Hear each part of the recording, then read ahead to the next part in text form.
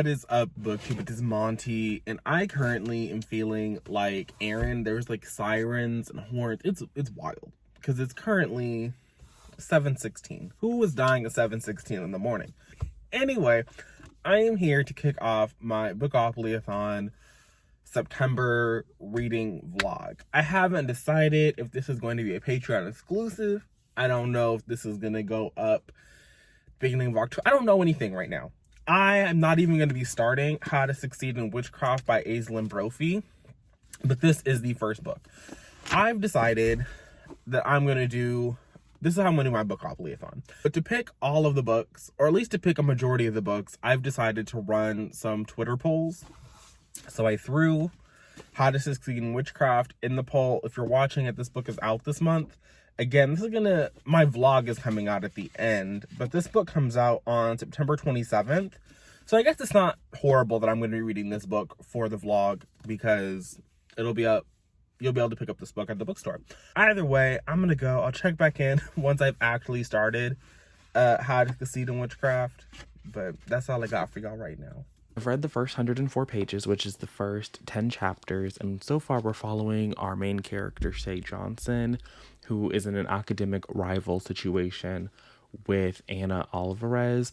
So, what is her name? Shay comes from kind of like a regular middle-class background whose family like lies about where they live to get her into a better school so that she can like hopefully go off to a good university and be able, well, really to get the scholarship that is going to be a full ride to a good university, because in this world, apparently you have to have like a magical license to hold certain positions.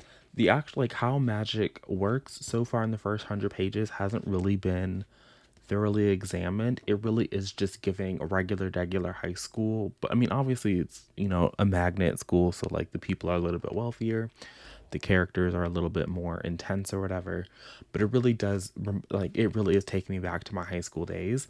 But the setup for this one is Shay and Anna are both going out for this scholarship. They are like the top two people in their class. Anna has a higher grade point average, but Shay has a higher magical level because I guess there's like some kind of magic level situation. It is blood based, or that's how like they do the test to find out like where your magic level is, which does feel a little suspect. Can't lie there. It does make me feel a little uncomfortable. But what is even more uncomfortable is Shay and Anna are brought together by Mr. B, who is on the board that gives out this special scholarship. And Mr. B is a drama teacher, and they're putting on a production that is invented for this book. And it's like about these two Latinx sisters living in the Bronx and their romance with these two new people who are coming to the Bronx and like low-key gentrifying, but like it's also a romance. But our main character, Shay Johnson, is not a Latinx character, and so her playing a Latinx person on stage is giving her some kind of trepidation. Doing the musical in general is giving her some kind of trepidation because she's not really an actress, but she feels that because this man who is on the board of this scholarship that she is really trying to get asked her to do it specifically, she feels kind of backed into a corner. And I don't think that Anna wants to really be in this musical either, but again is feeling backed into the corner. So I think that's the power imbalance that the back of the book talks about. But my major issue so far is I feel like all three of the women on the front of this cover are supposed to be different ethnicities, and it feels a little like any one of them could be the other person's race, which I guess is like kind of part of the plot of this book and like why Mr. B is asking her to do this. But our main character is in the front here, and I only know this because she wears this hoodie at the beginning of the book. So this is Shay, and Shay is a biracial black woman. I believe she's just regular black and white like me, but maybe she got a little something that's not Latinx. I believe this character, based on the fact that she's described as having curls, is our Cuban Anna Alvarez, and this girl I'm assuming is Lex, who is Shay's kind of best friend and co-worker, and she's supposed to be Filipina. But it's about to be midnight 30. So I'm going to go ahead and wrap that up here. I'm probably not going to update again until I end the book, but right now it's a fun time. You know, we're still sitting at a 3, maybe a 4-star, because I do think that, like, in terms of it being like a magic school, it really does feel like a regular high school that you could have attended. I mean, it's like, again, like, sure, but it does feel very attainable, and it does feel very our world but magic. It doesn't feel like we have to, like, go off to some crumbling ruinous place, and I feel like that's nice.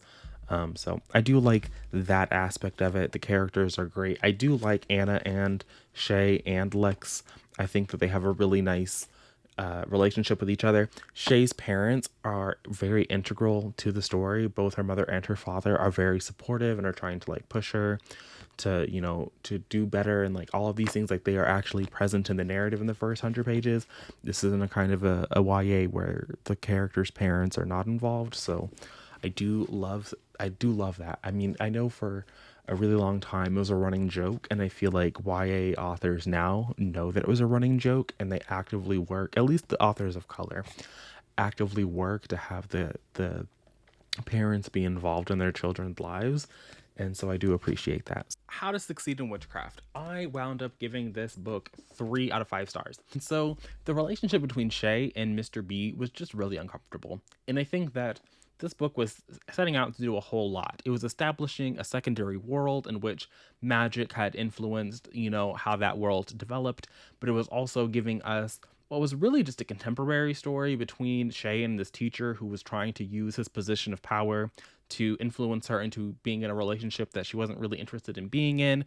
And, like, luckily we didn't have to read about, like, that effort really succeeding, but we did have to read about him in a relationship with a different student who was, like, an adult, and so, like, they were trying to rationalize it, and then they were able to, like, use the magic as a way to influence this other character. And so a lot of this just really, like, the magic in this book and the fantastical elements of this book really felt just like a way to enhance the storyline between a teacher and a student, and to really highlight the power imbalance there. And so I think for a younger audience that this book is obviously written for, that's going to go over really well. I think that for some readers, it'll be able to really highlight how that's, you know, not something that is a good thing. And for readers like myself, I feel like it's just, like, kind of hitting you over the head, and it makes you wonder, like, is this being a fantasy book really necessary? And I kind of really would just have appreciated a different story. I also am not entirely sure why all 3 of the girls are on the cover of this book. I think that it's not just, like, Alex, or not Alex, her name is Anna. And I think it's just not Anna and Shay, because their romance becomes very second level. Like, it's not something that is at the forefront of the narrative. And so I think having those 2 characters on the cover alone would be fine. But Lex plays a very minor role in the book. And so if that's supposed to be Lex, I don't really understand it. And maybe that's supposed to be Brittany, but, like, I don't think it is. So all around, like, this cover, just the more I read of this book, the less this cover made sense. As pretty and stunning and beautiful as it is, it made less and less sense. I did like Shay's parents. Her parents never ghosted. They were always present. They were always involved in their daughter's life. And when they got wind of what was happening, they were, you know, upset, and they were doing all the things that you would want a parent in this kind of a book to do. And I liked that aislynn Brophy was able to include them in that way. And so there's a lot of good stuff in this book. And so I do recommend this book for the actual teenagers out there. And even for an adult like me, I gave it 4, like I said, 3 out of 5 stars. So I did enjoy it. There were just elements that I kind of wanted to take more precedence than what it was. Like, the relationship between Shay and Mr. B was so prevalent and such the focus that, again, this relationship between Anna and Shay, it, like, you kind of got to see it developing, and you kind of got to see it percolating in the background, and how they were moving, and in the ways that their relationship was evolving and their communication was getting better. But overall, it was just, all the pieces weren't quite there. And when they were snapping together, they were kind of snapping together because we needed everything to end in a very nice, neat way. And so things ended in a nice, neat way. Next up on my list, I'm currently running a poll because I rolled a 6-3. So I got 9 spaces, which led me to the space Summer. So a book that gives you summer vibes. This one I don't have a physical copy of, so I'm gonna have to get my Kindle charging at some point. But it is Getting Over Max Cooper by Marcel Karp. Um, Ideally, really could have used this ice cream emoji for Melt With You, which is a sapphic romance by Jennifer Dugan, which is like a road trip in an ice cream truck. And I think that if Getting Over Max Cooper is a flop, I'm going to swap in. But I am really trying to let the people, so the 28 votes, I'm trying to let them guide my decision. And they did not lead me astray with how to succeed in witchcraft. That's all I have for this little moment of updating. I only have a few minutes left in this sprint. I have 14 minutes left in the sprint, so I'm going to go back to doing my reading for the patrons. But I will come back and let you guys know how Getting Over Max Cooper is. Normally, I feel when I come out here to do these car updates that like I am still trying to wake up. I'm still, I just rolled out of bed, but I have been up for about an hour and a half now, maybe close to 2 hours. I have laundry in the dryer. I made breakfast. I would say I had coffee, but I have switched away from coffee to these like liquid IV energy packets. Not sure if it's going to be a complete and total change because these ones were just sent to me to see if I like the product. So I guess I'll leave the little affiliate link in the description because it's fine. I feel like it has replaced it for me. Is it going to be a forever change? I don't know.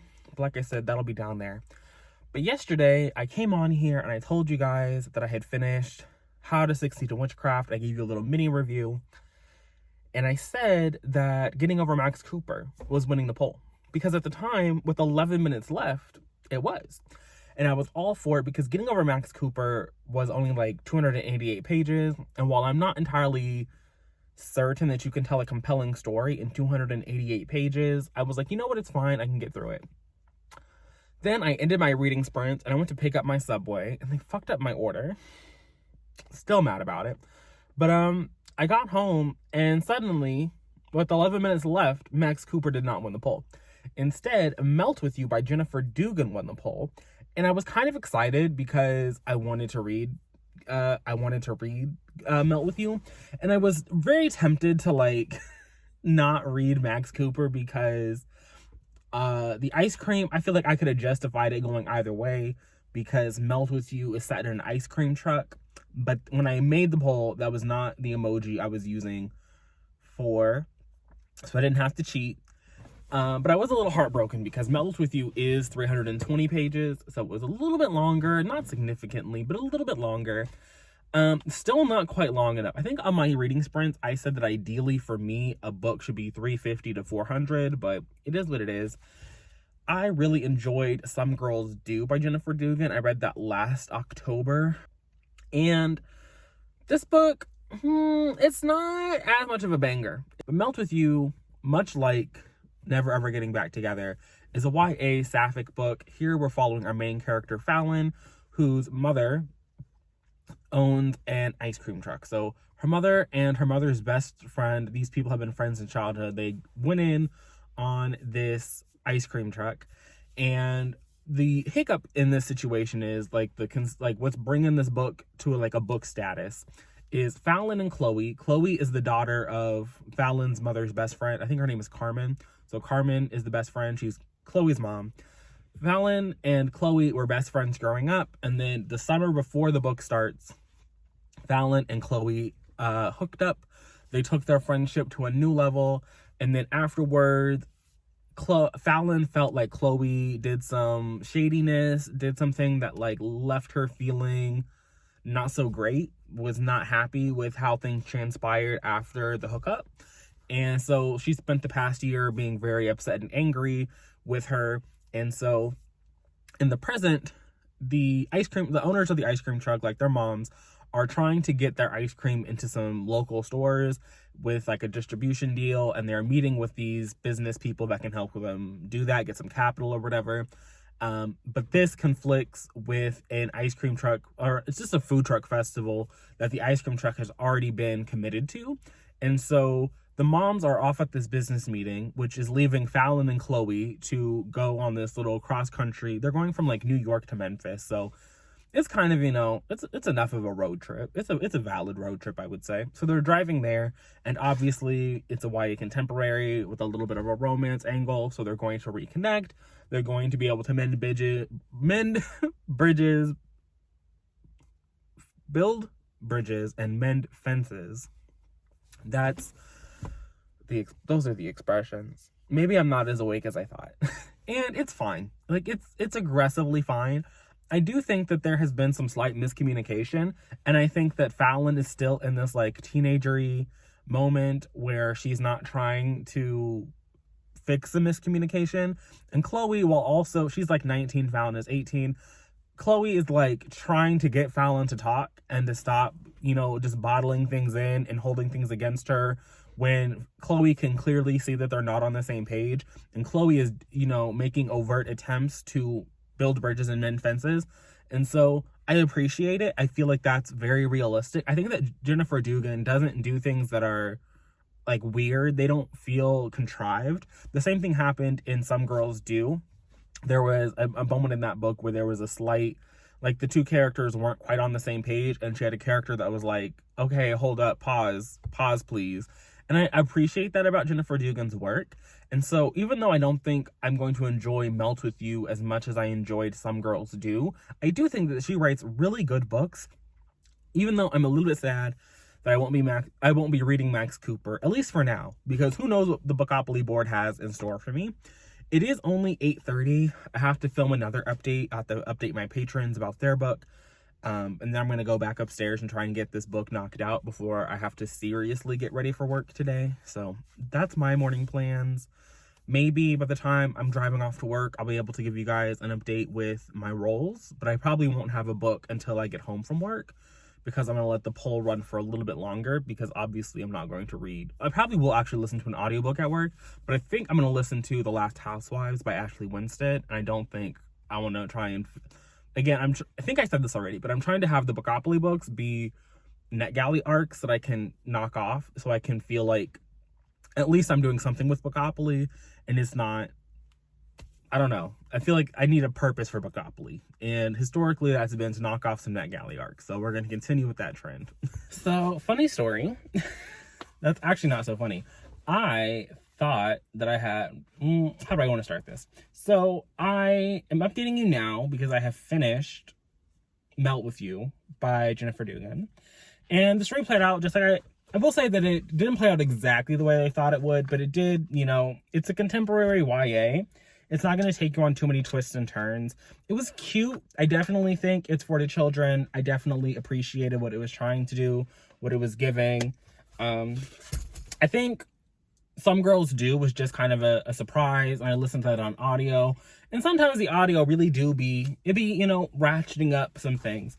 But Melt With You was fine. It was a good time. I enjoyed it. Probably going to give it 3.5 stars. Like, it's not a new favorite, but I definitely don't hate it. I would recommend other people to pick it up, to read it, to enjoy it, to partake in the story there. Again, this is another story where the family, the mothers, kind of had something to do with the actual plot. They were involved. They had a moment to like shine a little bit. I'm appreciating that. I'm appreciating that the era of the deadbeat YA parents is over. But I learned that I don't have to go to work today. I mean, I had to go. We put up a truck, but it is 11:08.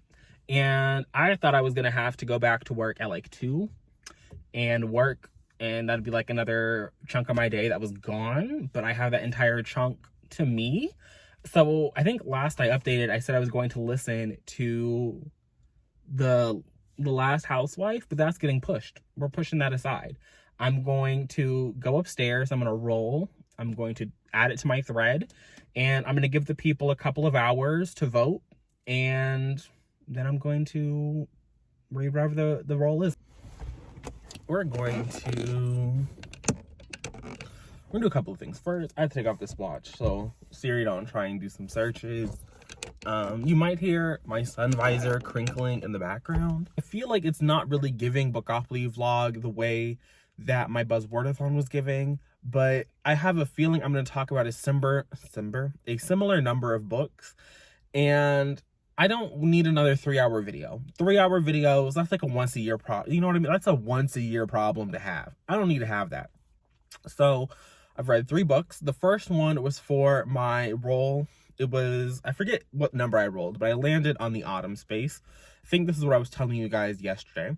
And the key one, so the key was referring to Are We There Yet? By, I think the name was Kathleen West. This is a title that was published by Berkeley last year, 2021. So if you are interested, you can go out and read it. This is about I thought it was going to be about one mom, but we kind of got perspectives into this whole like friend unit. And so we're following at the beginning, it's Alice. And Alice is an interior designer. I'm sure that there's like a word for it. I think they use the term like interior architect these days. Whatever. They clearly have a skill. So she's, trying to build her business. She's in partnership with this one woman. She is, trying to balance home life, mom life. That's a very typical struggle for the kind of books that I'm drawn to personally. So she's out here trying to do her best with what she got. She is married, but the husbands in these kind of books are very often like, they're present, but they're not the focus. Like, we don't really get perspective chapters from him. So she's out here struggling to do this. We also get perspectives from another mom in the friend group. I think her name is like Melinda. And Melinda has a similar struggle where she's trying to be the perfect mom, but also like not too overbearing. You know the flavor.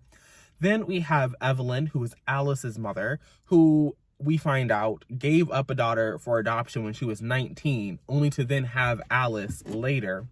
And Evelyn is trying to reconnect with the daughter that she gave up for adoption, because they have recently come back into each other's lives, and she's, kind of trying to make up for lost time, kind of just trying to, get to know this person, because when she didn't really want to give up this daughter for adoption, but she recognized that she was not in a place in that moment in her life to care for this daughter.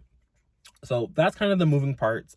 But what really kicks off the story is Alice's youngest. I think it's actually, he's not that her youngest. We have Adrian, who's one of her children, but Teddy is her oldest child. He is like 12 years old, going on 13. They're in middle school. And he and this other boy in school they're having some kind of altercation. They're kind of like butting heads because it's middle school, things happen in middle school.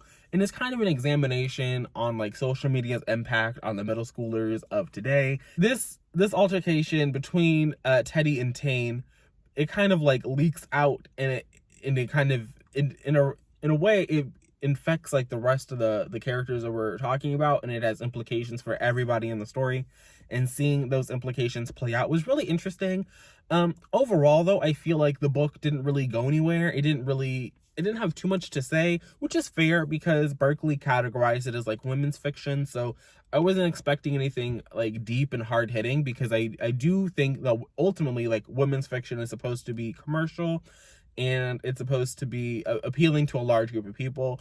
So sometimes when you start getting too deep, you lose people. That's in any medium, film, television. Like, you start getting really esoteric, and all the girlies are like, never mind, that's not for me. That's not what I thought I was signing up for.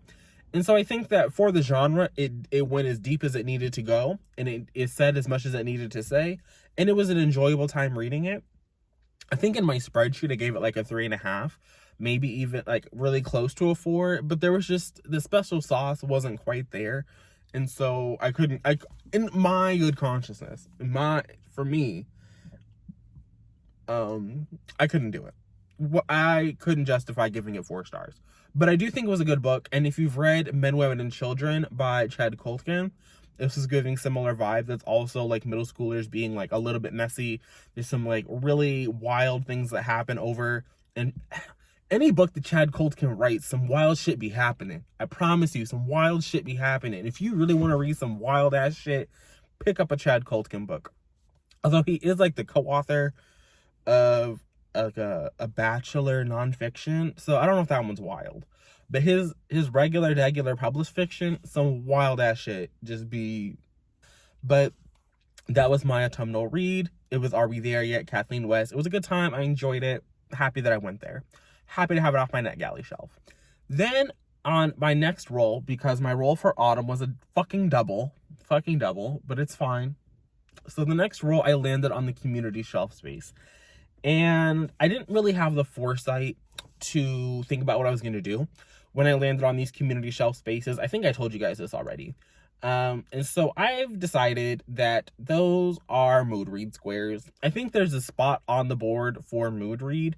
So the odds of me hitting that square are pretty good. Like they're 1 in however many spaces are on the board. Community shelf is just supposed to be a prompt, and so I feel like if the only prompt I have is mood read, then fine. The book that I picked up for my community shelf was Coven, the graphic novel by Jennifer Dugan, illustrated by, I want to say the first name is Kit something. Sorry to the illustrator, because honestly the art was the only thing that kept me going. It was pitched as a queer paranormal spooky book, and it was, but I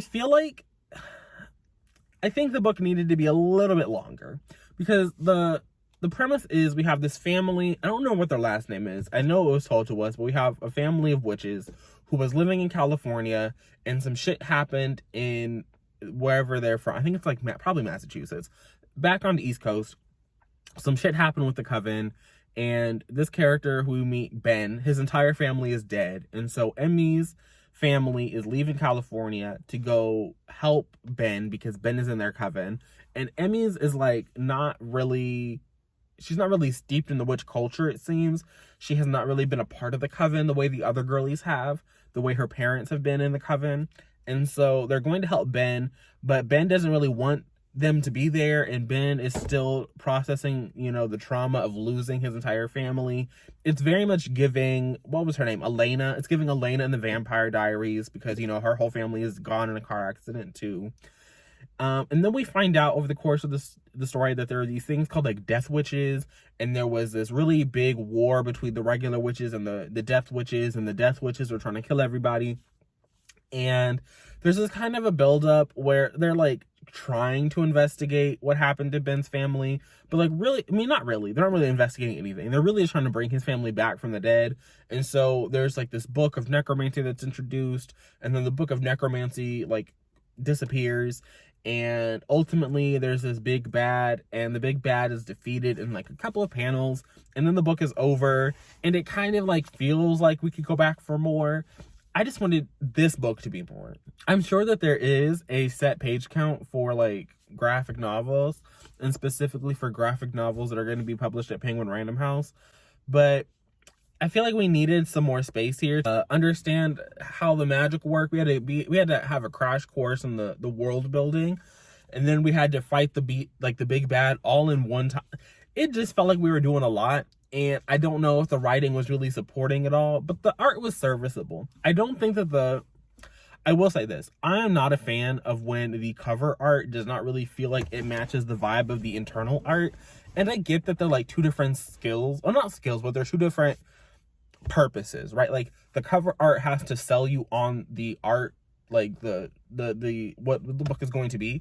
But I feel like specifically in graphic novels, if the cover art has a different vibe and a feel than the internal art, it was weird. Like I think the cover of this book is really punchy and bold, and the coloring choices are very like they're there.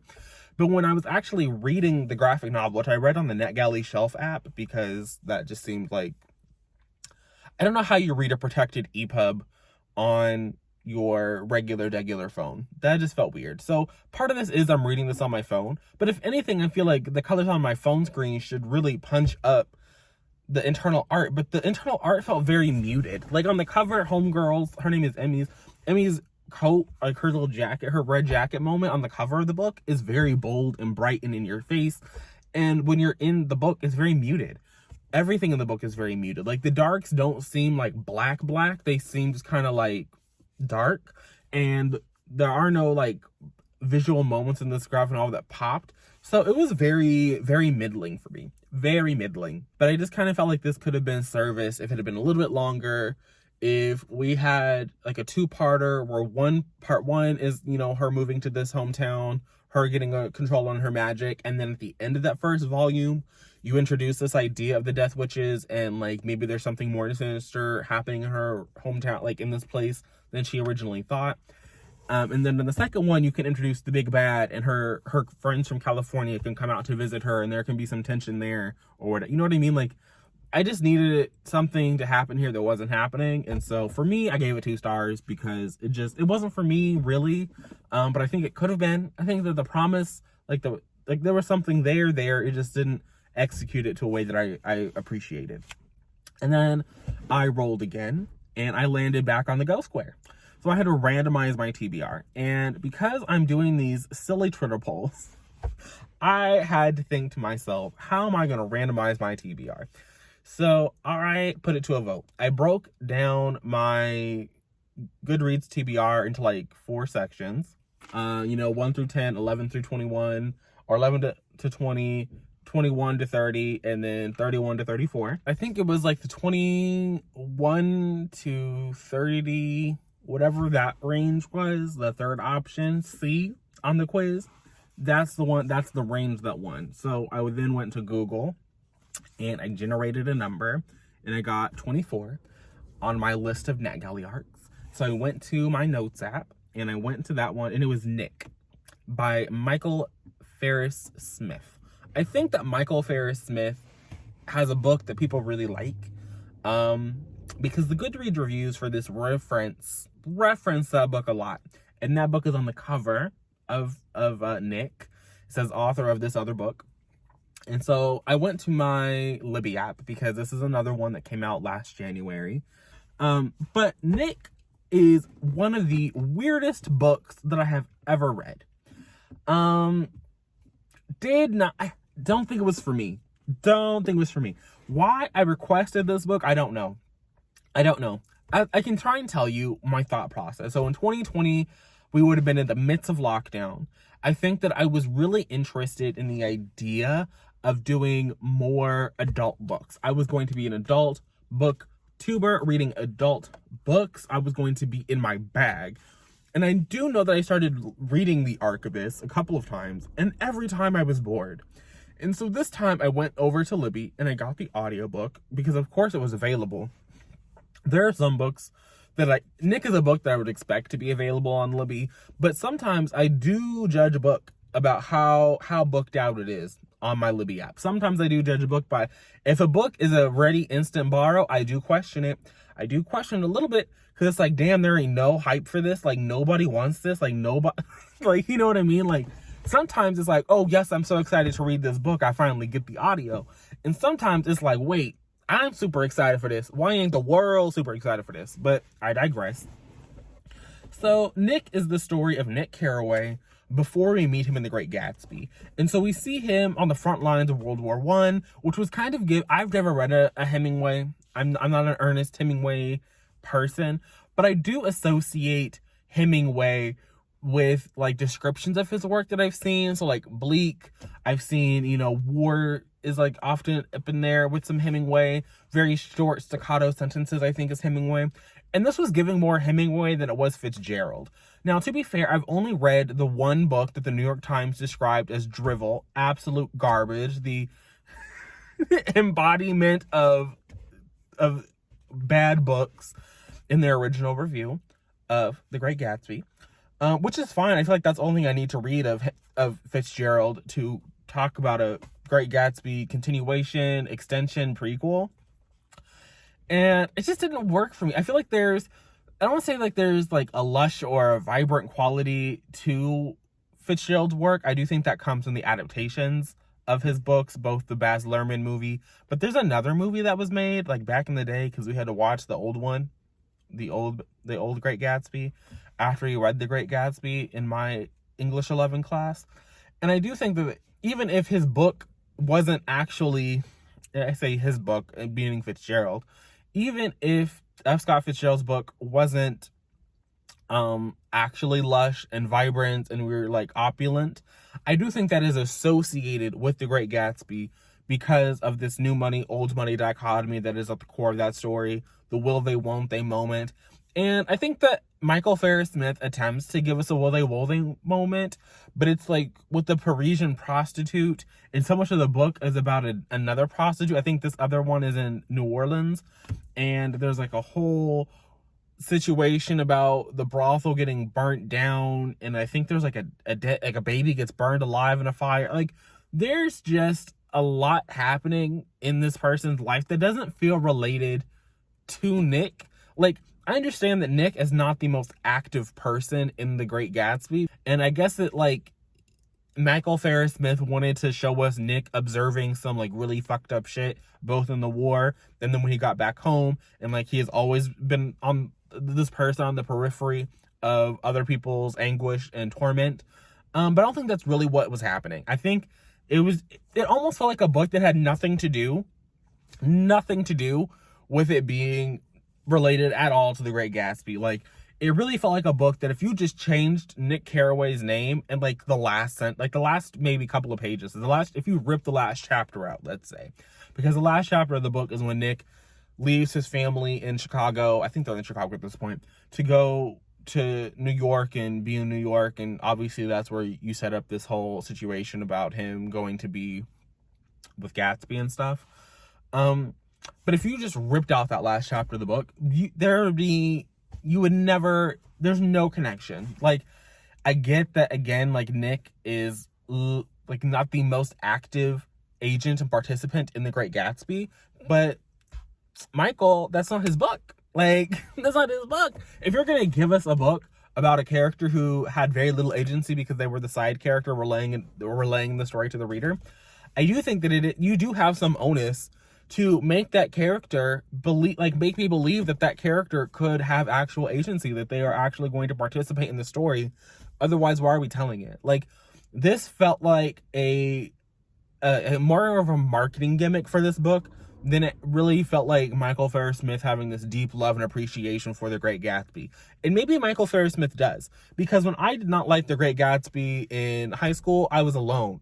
I was in a sea of my own. A sea of my own. Just like when I wanted Daisy and Tom to just stay together and be whatever they had going on, I was in a sea of my own. But as I've gotten older and I've been on BookTube, I know that I'm not alone in not liking this book. But I think that Nick is worse in a way, because it's just like, this didn't need to be like, you just wanted to throw the cover on it with a reference to The Great Gatsby. Y'all saw that The Great Gatsby was entering the public domain. That's what this one feels like. It really feels like Michael Ferris Smith wrote a book. Like, he wrote this book and he sent it to his editor, and his editor said, hey, this kind of gives me Nick Carraway vibes. And that was in the notes that his editor sent him. And Michael Ferris Smith looked at that note and he said, wow, it's about to be 2021. It's about to be free season on these Great Gatsby retellings. Let me do this. And so he changed the name around. He sent it back to his editor and he said, hey, I made some adjustments. What do you think? And the editor looked at this and he said, genius. I talked to the people in marketing and they love it. They love it, sir. And I hate it. I'm going to go. I'll check back in once I have thoughts and opinions. Yeah, that's all I got, really. Oh, good morning to the people. Welcome back. So I know, what was it? Like, I think it was yesterday. It might have been the day before. I talked about how I had swapped out my morning coffee with the little liquid IV energy packets that they sent me. And for the first 2 weeks, because I tried it for 2 weeks and I was using the lemon ginger ones. The lemon ginger uses like matcha as the little energy boosting powder. And I feel like the matcha was not really the moment for me. Like, I enjoyed it. It was fine. I got used to the flavor. I ran out. It was like a 2-week supply. So I switched to the pineapple one. And the pineapple uses like I don't know. It's like a coffee berry extract and some other energy extract. This is so much better. It's because like the lemon ginger one tasted neither like lemon nor ginger. It was kind of citrusy, but like the flavor wasn't there. Specifically when you compare it to like the regular like lemon lime Gatorade-esque flavor that's supposed to like help you keep you hydrated or whatever. That one was like, that was a good little lemon lime flavor, not gonna lie. The little lemon lime liquid IV, that was a repurchase. This little pineapple is a repurchase. You get the energy and it tastes like pineapple. But that is neither here nor there, because this is really supposed to be about the 99 Boyfriends of Micah Summers by Adam Sass. This won my poll for people on the cover, round 2, because the board really wants me to read people on the cover. So, if you don't know, this is Adam Sass's sophomore novel. It is a queer rom-com. I'm currently 35% of the way through it. I did one sprint on one of Bree's replays, and I'm going to go upstairs. I'm actually not going to continue reading. I'm going to film a review, and then I'm going to keep reading. But that's neither here nor there. So I've read the first 35%, and it's cute. It's cute. I'm not gonna lie, I was very nervous when I first started, because I was like, I don't know if this is going to be as good. Like, I didn't see it being as good as Surrender Your Sons, because I really like Surrender Your Sons. And I don't know if this is going to quite be a 5-star, but right now I am having a good time. So we're following our main character, Micah. And the book kicks off, and he's at the tail end of his junior year. He has like a couple of weeks left. And he has this crush on this boy in his gay straight alliance. And he's like, you know what? He's recently single. I'm going to try and ask him out. And doesn't go as well as he wanted it to go. So, you know, you kind of hate to see it for him. And then we skip forward a couple of weeks, and he's on the train. We're in Chicago, so he's on the train in Chicago. And he meets this boy, and he starts talking to this boy and have this real cute moment together. And they are going to go out and, you know, spend some time together. Only the boy, like, leaves his jacket on the train. And so Micah runs back into the train to grab the jacket. But by the time he goes to give it back to him, the doors are closed. So the first 30% is Micah trying to get this jacket back to the boy who left it on the train. And I'm having a wonderful time. It's really cute. There is like a Cinderella motif. Like, I personally just like this setup of, you know, this lost jacket trying to reconnect. I wouldn't connect that to Cinderella specifically, but I do think that the book is giving overt overtures to Cinderella, both in that before Micah meets this man on the bus, he decides that what he really needs to do is like be Prince Charming. He needs to be this person, because we do know that Micah is financially well off. His dad was a hockey player. He has some Olympic medals. He was in the Stanley Cup. He won the Stanley Cup. So like, he has some money. I think his dad like currently has a really well performing radio program. So the Summerses are set. So it's a Cinderella-esque story from the perspective of the wealthy person, and not a rags to riches fairy tale romance, which, not gonna lie, I'm kind of here for. The book is not very long, because again, I only did one sprint and I'm already 35% in. Although I do read quickly. I have to take that into account, that I am a fast reader.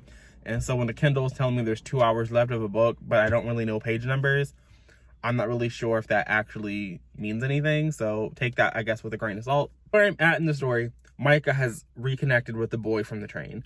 So that's another thing that has me worried. Because I was, when we had like a brief moment of him going to the library, trying to get the man's name and address. And then it kind of went on this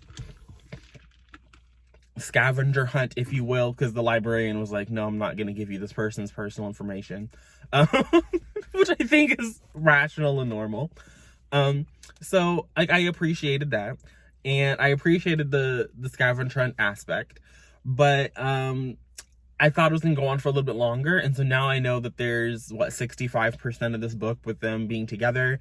And because it's kind of a romance, like maybe there's going to be a breakup. It is YA. YA doesn't always have a breakup, specifically when like characters aren't really together. They're just like, there'll be some kind of misunderstanding, something is happening like that. I'm going to do that, and I'll check back in after I've read. Okay, what is up, you guys? It's Editing Monty, and it's come to my attention that I never filmed a clip giving my final thoughts on the 99 Boyfriends of Micah Summers by Adam Sass. I think I wound up giving this book 3 out of 5 stars ultimately, and it's a book I think that has a demographic that is going to enjoy it a lot more than I did. I didn't think that it was bad. I think that ultimately what I didn't like was the love triangle. And I like to view myself as something of a love triangle apologist. I just didn't think that it worked here because usually when you have a love triangle, there isn't like an active relationship involved. And when you do have a love triangle with an active relationship, it just, how do I say this? Am I happy that there's like queer fiction out there where there's a little queer boy in the middle of this little love triangle? Sure. But I think what didn't work was I was like really invested in the storyline with this little boy from the train trying to get this back. And I wasn't so much invested in Micah being here trying to retcon his life. Like, I feel like if you have a character who is interested in a character who is in a relationship, and that aspect of the love triangle is just the other, like the character who's already in a pre-established relationship, slowly falling out of favor with their current love interest to kind of maybe do something with the protagonist. Meanwhile, the protagonist is in this new relationship, and the protagonist has only entered into this relationship because they view this other person as not available to them.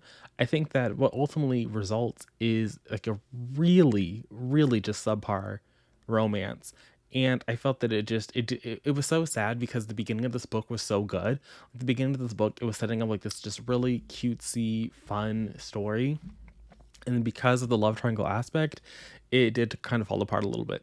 And it just, it wasn't great. I also think that this book had like clear writing on the wall from like the 45% mark. So barely, I think I last updated at the 35% mark, and by 45%, I could already tell how this book was going to end, and I was not vibing with it. It just, I don't know. There's something, there was an edge, I think, to Adam Sass's debut that I really connected with. It was really firing on all cylinders in my mind.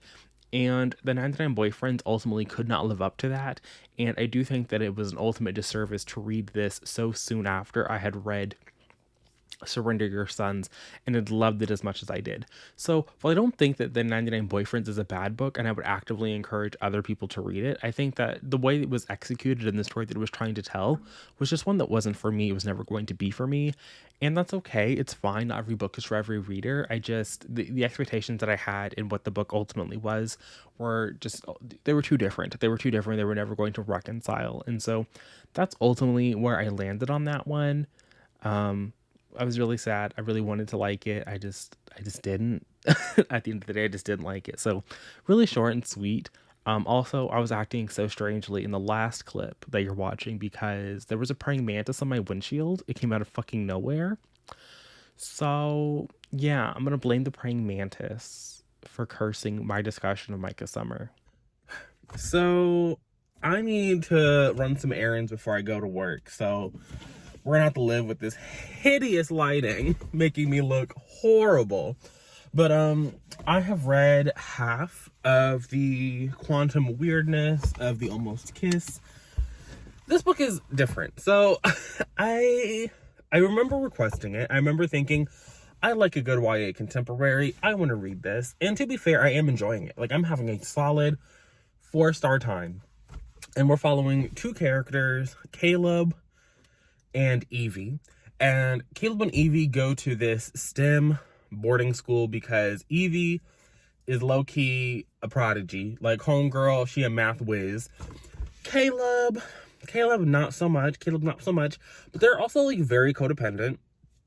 I don't know if this is own voices for, like, autistic representation, but I definitely think Evie has autism. But basically the story is Caleb likes Evie, but there's a new boy in school, and that boy is asking Evie out. Of course he is. And so it's Evie and this boy trying to navigate their relationship. Caleb is low-key being a creeper, not gonna lie. So at this boarding school, they have like this project that they can apply to be in. It's like it seems to be a national prize finalist. But if you get into this prize, to like the finals for this prize, you don't have to do your finals. And so Caleb and Evie and this boy, They all submit their research. They all submit their, like, you know, findings or whatever, because Caleb and Evie are working together and this other boy is doing something. And all three of them have made it in. I don't think that's a spoiler. But as part of this, there's like a social media aspect to it where it's like, oh, welcome to the finalist website, make your profiles and talk to the other people who are going to be out this award. And so Caleb is using the fact that this is like an anonymous place to flirt with Evie, knowing full well that Evie has a boyfriend. Full well. And he's talking to her like while they're in the same room, and then he'll like stop talking to her and like watch her get flustered so he can message her again and see her get even more flustered. It's giving a little weird energy to me. It's giving a little weird energy. So I'm really hoping that Caleb and Evie don't end up together. But from like a story perspective, I'm having a good time. Like, it's narratively fulfilling. I am enjoying myself. But I actually do need to go to run these errands. So that's all I have for y'all right now. My goal is to finish the Quantum Weirdness and the Barren Grounds today. I have it right here from the library. As y'all can see, it's not very long. And how long is it? It's like 250 pages. But is this a middle grade? Yes, it's juvenile fiction. So it should be real quick to get through. And that's going to be my plan for my after work errands when I'm home. My plan is to listen to this book while I run my errands now and while I set up at work. And then when I get home from work, hopefully by the time I'm done picking up my groceries, I'll be able to get to this and I'll be able to knock this one out. So that's where I am. I'll check in later. Peace. Okay, so what is up? I finished the Quantum Weirdness of the Almost Kiss. That was really wasn't as good a book as I thought it was going to be, if I'm being entirely honest with the people. I wanted it to be good. I thought it was going to be good, and then I don't need to hear myself. I thought it was going to be good, and then it just kind of wasn't. And I say kind of, I mean definitely. Like, for the children, like maybe it was, I think this is solidly 2.5. I might, just for the sake of Goodreads, round it up to a 3-star book, but just know that I thought it was fine. I thought it was decent, but it was by no means a new favorite for me. I wanted to like it. I wanted to really appreciate what the book was trying to do. It just never got to a place that I could fully accept it. And my main issue with it isn't anything that the book was trying to do. I just feel like it kind of went nowhere, in that, so we're following Evelyn and we're following Caleb, and these are two people who've known each other their whole lives. I think it's pretty obvious from the get-go that because it's a YA, because the romance is a central focus, we're going to have to see these two characters get together. But I just did not like Caleb. I thought he was a real creeper of a character, like I mentioned in my first update. I didn't appreciate him at all. And then, instead of his like kind of like lies and betrayal, like it is mentioned in the third act, it is mentioned that was very questionable of him to do, but it's really just brushed aside so that our main characters can be together and have a good time together. And instead of addressing that issue, we have a scene where the main character instead decides that, not the main character, but Evelyn decides that like her mom is trying to drug her. And it's not that she decides this, but her mother does try to drug her. And so the third act villain is the mom, because reasons. I mean, to be fair, like the mother had been portrayed, Evelyn's mother had specifically been portrayed as like kind of standing in the way of a lot of what Evelyn wanted to do, a lot of her past and things. But her mother like trying to drug her just felt like needlessly extreme. So, like I said, probably a 2.5-star read.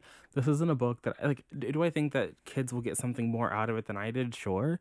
But I'm also like, do the kids need to get anything out of this? That's the part that I'm not entirely sure about. And in fact, I'm pretty sure they don't. I'm pretty sure they could just skip this and get this cute, wholesome story from literally any other location.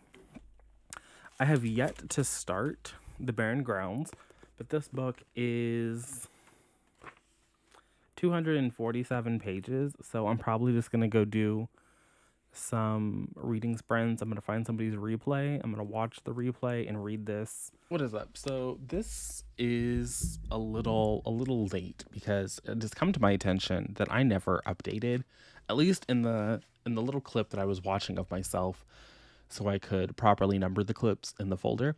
I don't think I talked about the Barren Grounds, and I don't even remember who wrote this book. So let me open up my Goodreads. By David Alexander Robertson. It's the first book in the Mississauga saga. And here we're following two Indigenous children. We have Morgan and we have Eli, and they are foster siblings. So we know that Morgan is like...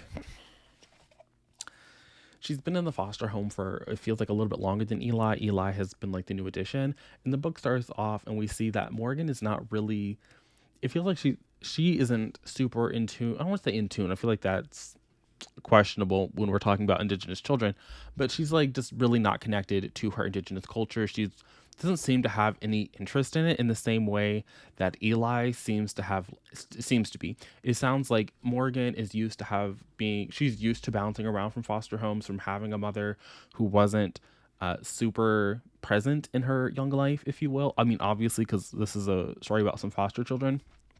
So it sounds like Morgan and her mother, she didn't ever have that like cultural connection that Eli did, even though now Eli is again in the same foster home that she is. And so over the course of the story, Eli and Morgan go on this adventure. I've seen this described as like Narnia-esque, and that's very true, because I don't think that Narnia is like an explosive book series. And so it's sure, obviously it's not overtly Christian in nature, because this is not Narnia, so it does have that going for it as well.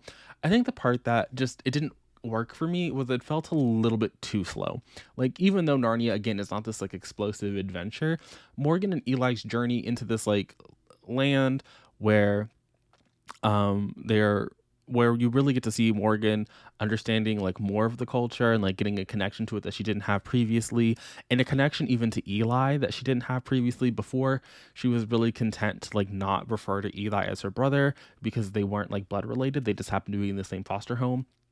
And so it's just like you got to see them growing closer in their bond, and it really was a very quiet book and a very quiet story for a book that I thought was like, I don't think that you have to like do shock and awe to get children to keep reading your book, but I did expect there to be something, like I did expect there to be some larger narrative maybe, or some more, I don't really know what the word I'm looking for here is. Something more, basically. And so for a story, like a very quiet story about Morgan, she starts off the book not really wanting to get takeout from the Indigenous restaurant that's in their town, or to wear these like items that their foster family had bought from this native owned business. And at the end of the book, she seems to be like more willing to do that and acknowledge that part of her identity. Like that was like really interesting and good, but like I'm also an adult reading this, and so I don't really know if children want that kind of a book. I mean, that's why I didn't rate it on Goodreads, because I think the book was good. I think I just have a perception of like what middle grade is over there doing, and that's very clearly incorrect, because I don't regularly read middle grade, and so much of the books that I see other people talk about on BookTube that are middle grade do seem to feature more of like an adventure narrative. And yes, Morgan and Eli do go to this other land, and they do have an adventure over there.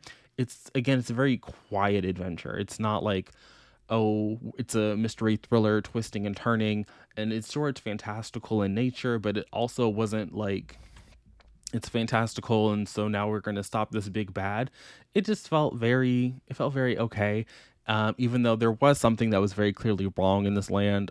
There was like an issue that Morgan and Eli were made aware of, and I think they helped resolve it. Or it's been a couple of days since I read this book, not gonna lie, and so me trying to update you guys on it now is the worst idea. But I did want to talk about it just because it was good, and I do think that other people would enjoy it more than I do, specifically if you're looking for young adult books set in like a more that do this like portal fantasy-esque situation, that do feature Indigenous children. These, I believe, David Alexander Robertson is from one of the Cree nations. Maybe it's on his Goodreads bio. Let's see here. Come on. Yes, he's a member of the Norway House Cree Nation, and he lives in Winnipeg. So if you're looking for Canadian children's lit, trying to support some other people, here you go. David Alexander Robertson is right there. It was a good book. I believe there are some other books out in this series because this came out 2 years ago. So yeah, books 2 and 3, or maybe book 3 is coming out next year. Let me look because this has 95 ratings. Let's see here. Oh no, it came out a couple weeks ago. So book 2 is called The Great Bear, and book 3 is called The Stone Child. So if you want to continue to support Mr. David Alexander, I say go for it. The next couple of books do have better ratings, it looks like. Book 1 has a 3.9, and books 2 and 3 both have an average rating of 4. So the second one has a 4.24, and the third book, which just came out, has a 4.43. So it does look like the series is getting better. So that's all I have to say about the Barren Grounds. Hopefully, if you've read it, you can let me know what your thoughts and opinions were down below. If you thought that it was like an okay first book, but you also found it lacking a little and you wanted a little bit more, or if you think I'm just completely incorrect and you thought that it was perfect as it was. So thanks for going. I'm going to pass it back to Past Monty, and he's going to talk about a book that he read. So I'm happy that I realized that this mic was muted before I sat here and filmed all of this. But I've decided, I don't even know if I decided or if in talking to Aaron, I made this realization. But originally this bookopoly reading vlog situation was going to be like, maybe it'll happen, maybe it won't happen. But I'm like 12 or like 11. By the time I actually come back to update you guys about this latest book, I'll be 12 clips deep. I know one of these clips is already half an hour. And so if I were to wait until the end of the month, this would just be unruly. So what I'm going to do is I'm going to read The No Family, which was dice roll 6.5, because I got doubles, so I had to roll again. And I've been labeling my rolling again as like the 6.5 in the Twitter or like 0.5 in the Twitter thread. So this is actually book like 8 that I've had to read. We're back. We're good. So this is for my second community shelf space. It was just to read a book that I want to mood read. First on the list of things we're going to ignore is that I'm still half asleep, because while it is 7:51, I have been up for an hour and have only been reading. So we're gonna pretend. Oh, my bad. We're gonna pretend that I have put some level of effort into appearing camera ready, even though that is a bold-faced lie. But even though it's the post, I think I'm probably gonna cut the part of yesterday's clip where I was like, oh, I'm gonna get home, it's gonna take me a couple hours to knock out that book, I'm gonna edit on Tuesday. Y'all, I didn't read this on Tuesday. On Monday. I instead continued to listen to If This Gets Out, which, because it was like a mood read prompt, I could have swapped in for The No Family, but I want to read this book, so I didn't swap it in, which means I'm going to try and finish this and edit this video at some point today, before and after work. Don't know how that's going to work out for me. So thoughts and prayers are appreciated. But I started reading The No Family, and I am on page 98. So I've met our main character. We're following Chloe, and Chloe lives in Tulsa, Oklahoma. She has 2 friends, Sebastian and somebody else, this little girl. Let's see if I can see her, Hazel. So Sebastian and Hazel are her best friends. Sebastian and Hazel got Chloe this little 23andMe kit because they had this running joke that her dad was actually the weatherman, and like, it didn't make any sense to me. It felt a little foolish, but whatever flimsy, excuse they needed to give us a little 23andMe kit. So we have a 23andMe kit in the story, and here it's because, again, they thought she looked like this weatherman, but we find out that she's actually related to the No Family in Korea, and she finds this out because one of the people, the little ancestry links, like, they message her, and she brings it up to her mom, and her mom is like cagey about it. But ultimately she lets her go because obviously, like, these people are not trying to scam her. These are her dad's family. This book is doing a lot of weird things, I think. So we have, to be fair, Chloe is 18. She's like freshly 18. So like her having these like childlike thoughts and feelings makes sense. Her family living like paycheck to paycheck and having a passport doesn't make any sense to me. I'm not gonna lie, because this isn't a situation where it's not a situation where Chloe was born in Korea and they moved to America, so she would have a passport that way. And it's not even a situation where they came to America and they had some money, because it's been made very clear that her mother has always had to work like these really long hours. Her father died in a car accident before they ever immigrated to the country. Her dad died in Korea, it sounds like, while her mom was 6 months pregnant. And so it's just like, I don't understand how this girl has a passport, but they were living paycheck to paycheck. Whatever, whatever. She has a passport for some reason. I mean, maybe people who aren't me just have passports laying around in their junk drawer, because this isn't a situation where the cousin messaged her and like 2 weeks later, or like 2 months later, you know, because the passports take a minute to get to you, or like, you know, X amount of time later she's in Korea. It's like he messaged her on a Saturday and next Monday she's on a plane trip headed to Korea, which again feels a little suspect, ma'am. It's suspect. And her friends are like a little cagey. Like they're excited for her, obviously, to reconnect with her family, but they're also kind of like, don't stop messaging us. We need to be in the know. But she gets there, she meets her grandmother. Her grandmother owns a department store, obviously. I mean, I think you can tell by the cover of this book, and just the vibe of the books that I like to pick up, that these are going to be wealthy characters, so that's not a surprise.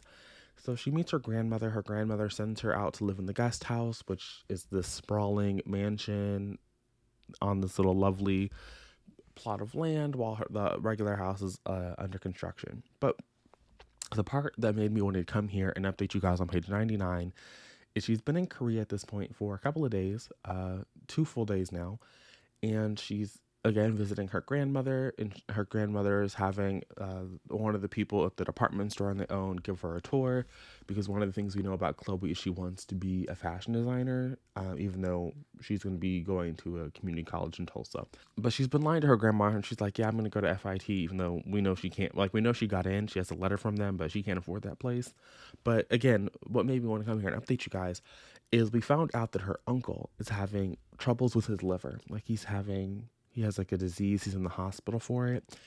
And the entire time that she's been in Korea so far, they've been asking, like, even before she got to Korea, her cousin who messaged her on 23andMe was asking about her health. When she gets to Korea, they've been asking about her health. The nutritionist, the little housekeeper person that they have at the guest house, is only feeding her healthy foods. They are trying to get this girl's kid. They're trying to get the liver. They are trying to get the liver. They're like, oh, like the very first, like the last thing this cousin asked was like, oh, what's your blood type? In Korea, like that's where you determine your personality. And I know nothing about Korea, so I don't know if that's like accurate or anything, but based on the fact that they have their blood type, they were super, super pressed about getting this girl out to Korea. She has only been able to eat healthy food prepared by the housekeeper. They had a trainer come help with the jet lag. They are trying to get this woman to give them this uncle the liver. They're trying to get a liver. They want a liver, and I'm gagged because this is not the book I thought I was gonna get. And I'm gonna be very honest with you. If Grace K. Shim does not give me "We Want Your Liver" storyline, I'm going to immediately get to Twitter and be upset. This is probably the most wild plotline in the young adult novel I've ever seen the potential for, and I'm gagged to see if they execute it. We're just going to ignore the fact that I feel like I look like a drowned dog. I just got finished washing my hair. It is now, these aren't embarrassing notifications. It is now 11:23. And I have finished the last book for this part of my vloggy vlog, The No Family by Grace K. Shim. 1 second. I finished this. I'm not going to tell you how this played out, but I am going to tell you I gave it 5 stars. This is the first book in a hot second that I've given 5 stars to. If I pull up my Goodreads and I go to my red shelf, I'm pretty sure the last one, my review sass, the last book I gave 5 stars to was Surrender My Sons, and I read that today is the 12th. I read that literally 11 days ago. So it's been a hot minute, but we were following. I will say that Chloe is a little naive. Homegirl was not really putting the puzzle pieces together the way I needed her to put them together, because I definitely clocked what the story was going to be before the 100-page mark. I am going to say this though. I do think that while some of the side characters, like her entire family, the friend that she meets, the love interest that was kind of like subverted into the book, all of them are a little bit flat. Like, you know, when you're telling a story to somebody about like some crazy shit that happens to you, and make no mistake, Chloe, some crazy shit happens to her. Like, this is the craziest 2 weeks that could have happened. I mean, again, Surrender Your Sons was a crazy 24 hours. But the 2 weeks that Chloe lived, some crazy shit happened. And it felt more like Chloe was telling us about these like crazy 2 weeks. Even though this book is written in first person, is it first person? Yeah, first person present tense. It did feel like, in some ways, we were living this like crazy 2 weeks with her, even though we did kind of like skip around in time a little bit. Y'all know how I feel about that. It did feel like, you know, Chloe was telling us about this crazy experience. And when you're telling somebody about this crazy experience, you aren't so much worried about trying to make the people in the story like these fully realized three-dimensional characters. Like, they are literally bit players in the story of your life. And that's kind of how it felt here. And I'm okay with that. I'm okay with it. To me, it's kind of like on the same wave that I really enjoy this series. You know, the American Royals is very similar to why I enjoyed the No Family. They're very different. Obviously, the No Family is a standalone. Although I do think we could get a follow up. I would read it. Again, it would have to be like this weird Chloe's in college now situation based on the epilogue. But I would read it. I would read it. The characters over here, they're in college. I do think that this is like, I understand why it's on the YA shelf, but part of me is also like, why are we on the YA shelf? You know what I mean? So overall, I really love this book. It did everything I needed it to do. It was exactly the book that I thought it was going to be, in that I thought I was going to have like a really fun, pulpy, good time. I was looking for entertainment. And sometimes I think that books, especially books that are in the YA section, they miss the entertainment mark. They are trying to like really grapple with these heavy themes, and there are some heavy themes in here based on, you know, if you watch the first update, you kind of saw where I thought the story was going to go. That's obviously not something light, but I do think that sometimes like YA gets bogged down in trying to proselytize a little bit and trying to like make sure that the themes are like hammered home, that everything is like kind of squeaky, that the entertainment value is lost. And sometimes when you just get to revel in the entertainment of a book, I think that's, especially in YA and even some like the adult titles that I read, like getting to like revel in the entertainment is like good. And I don't mean that to say that like you can't be entertaining and tackle like heavy topics. I think there is a way to integrate the two, but oftentimes I think that the heavy topic is what wins out in the entertainment value. The entertainment value just don't be there. But here we had the heavy, that felt appropriate. We had characters who were in over their head, that had to realize they were in over their head, that had to see things in a way that they hadn't seen them going into a situation. And so even though Chloe was naive, that was part of her arc. You know, I think that sometimes, especially in a YA book, people are like, oh, the characters are stupid, they're this, they're that. And it's like, you know, sometimes the characters have arcs, you know, like there's plot development, there's character development. And part of that for Chloe was going into a situation where she thought she understood the lay of the land, and she thought that, you know, she was legally an adult and she could make all of these, you know, big girl decisions. And sometimes part of making big girl decisions is understanding that, hey, I'm actually not ready for the big girl decisions. Actually, I'm in over my head. Actually, I thought I could handle this, but I really can't. Actually, I do need help. And sometimes the big girl decision is being like, yeah, I need help. And so it feels weird when people are like, you know, the person was stupid, the person was naive, because part of Chloe's journey specifically here was her saying, yeah, I need help. I am actually not prepared for all the things that I was prepared for. So 5 out of 5 stars. I had a really good time. I would recommend it. Am I gonna like rush out and purchase a copy for myself? That I don't know. Like, I don't know if I would reread this book, but I had a good time, and I hope that if you decide to pick it up, that you have a good time. I do have the bookopoly board and a tab. I'm not gonna move it with y'all, but I am gonna roll the dice on camera. That's what we're gonna do. So I'm gonna roll now. Okay, we got a 10. I'm very nervous. I think it's gonna be another mood read. I think I'm gonna luck out. Let's see here. 1, 2, 3, 4, 5, 6, 7, 8, 9, 10. No, he's small book, under 300 pages. I do have some arcs that are under 300 pages, so I am going to be able to select that.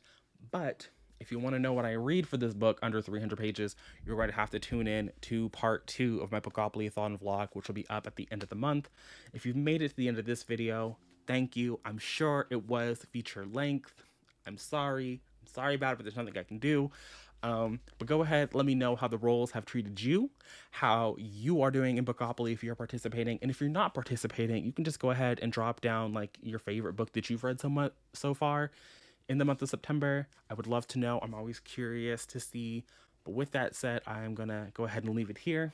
I'll see you guys again soon in another video. But until then, and until next time.